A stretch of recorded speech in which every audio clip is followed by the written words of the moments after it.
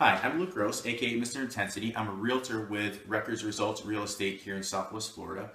And I work with a lot of buyers. And I work with a lot of buyers who are not necessarily ready today to get a mortgage to buy property in a conventional way. And they don't have a lot of cash to go out and get private funding, from a private lender. So what other things can you do aside from just paying rent? Well, there is an option that you can take, and it's called the lease option.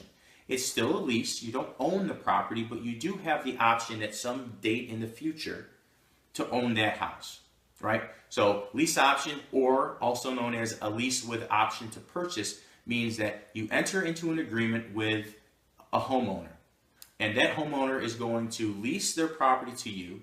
They're going to agree to sell you the house at a predetermined sales price, and they're going to give you a certain duration of time in order to fulfill your option to either walk away or to purchase the property.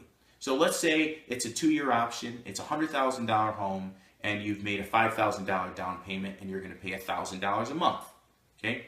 So you're paying more money up front than you would on a typical lease, but now you're in a 2-year contracted agreement with the homeowner that throughout that duration of 2 years, you will pay $1,000 a month. They may or may not allow some of that $1,000 to go towards that $100,000 purchase. They may or may not allow a portion of that $5,000 to go towards that $100,000 purchase price that you've agreed on. But in most cases, they're going to agree to do that. And if they don't, it's probably not the best deal for you.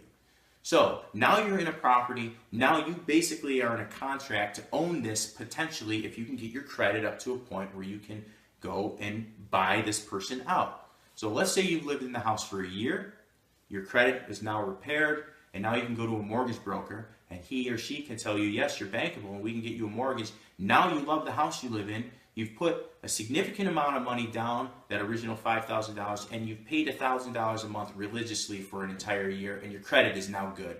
Now you're in a position to buy, and that situation could work really well for you if you're not in a position today to own and get a mortgage. And it sure beats rent because you're not wasting all of your money. It's actually going towards something. So do me a favor, click at the link at the bottom of the video, ask your questions, and stay tuned for more frequently asked questions. Thanks.